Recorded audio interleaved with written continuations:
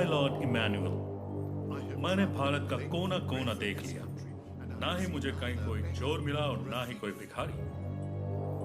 हमारा मानना है कि उस देश के पास बेशुमार धन दौलत है।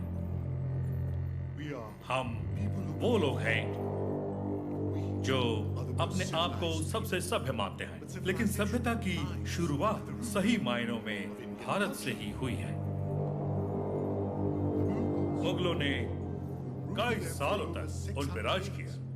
उन्होंने उनका खजाना जरूर लूटा, लेकिन उनकी तहजीब नहीं लूट पाए।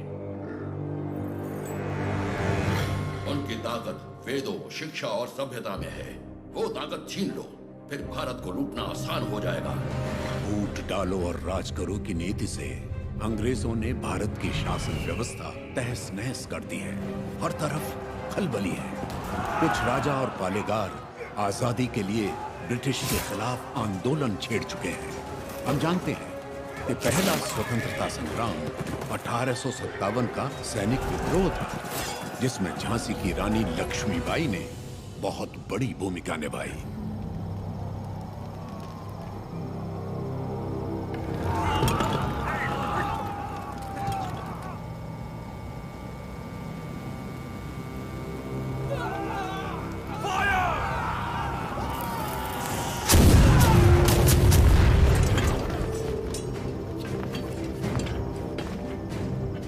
महारानी झांसी के नेतृत्व में स्वतंत्रता की ये लड़ाई शुरू हुए 3 महीने हो गए।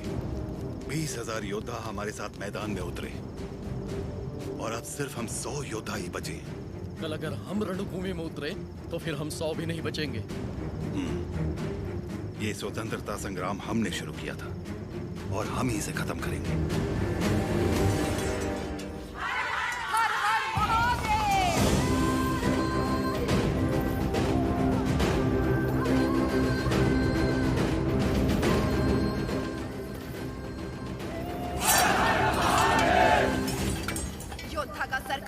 तब भी हाथ से तलवार नहीं छूटनी चाहिए।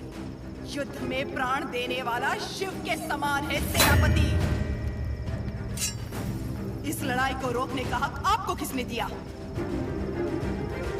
इस महासंग्राम को ना तो मैंने शुरू किया और ना ही आप लोगों ने।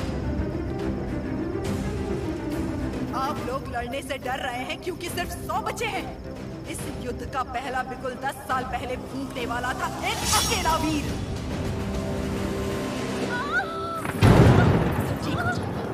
ब्रिटिश साम्राज्य की जड़ें हिला देने वाला योद्धा एक ही था।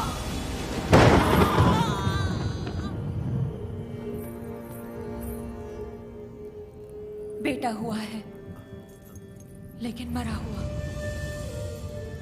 उसका जन्म ही एक महायुद्ध था और उस युद्ध में वो मृत्यु को मार के विजयी हुआ।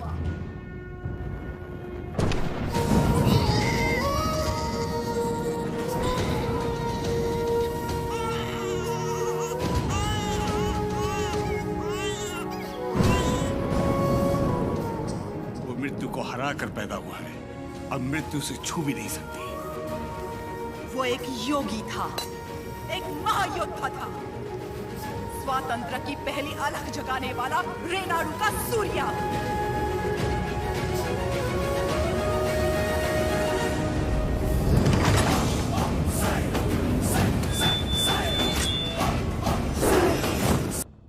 नोसम के पालेगार जयरामी रेड्डी ने अपनी दोनों बेटियां उయ్యాలవాడ के पालेगार मल्ला रेड्डी से ब्याही थी।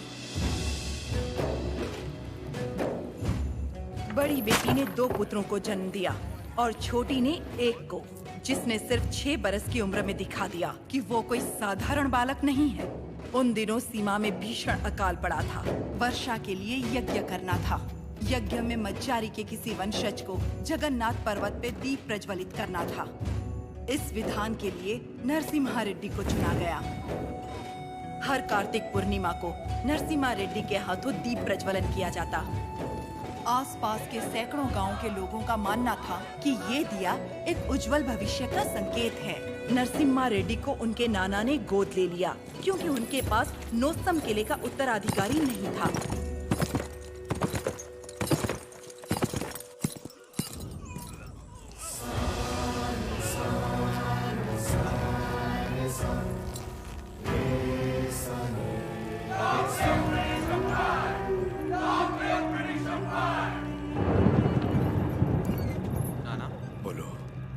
जानते हो वो लोग क्यों मारे गए? ये ब्रिटिश राज है बेटा। जो उनसे सवाल पूछता है, उनके खिलाफ जाता है, उसे मार दिया जाता है। आप तो पालेगार है ना, आप कुछ नहीं कर सकते? हम नाम के पालेगार हैं। ये अंग्रेज हमारे देश में घुस आए, हमारे अधिकार छीन लिए और हमारी जनता को लूटने लगे अपनी बंदूकों से डराकर।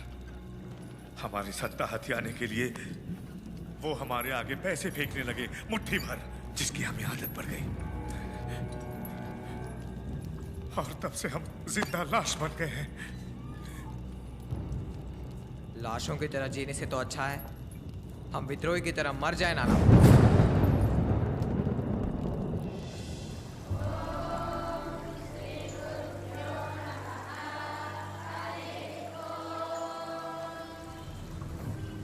सुना है आपने पूरे देश का भ्रमण किया है?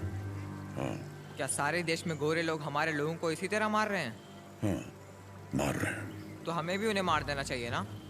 नरसिम्हा, अवश्य। तो मुझे आशीर्वाद दीजिए बेटा। मैं मारूंगा उनको। तुम अकेले कितने अंग्रेजों को मारोगे? 10 को तो खत्म कर ही सकता हूँ। हजारों की सेना है उनकी, वो मार देंगे तुम्हें। तो मर जाऊंगा। मारना मरना महत्व नहीं, महत्व है जीत। जीत के लिए तुम्हें युद्ध करना होगा। युद्ध करने के लिए तुम्हारे लोगों का साथ आवश्यक है। उनका साथ तभी मिलेगा जब तुम वही अग्नि उनके अंदर जला पाओगे जो तुम्हारे हृदय के अंदर है। स्वयं युद्ध बनना होगा।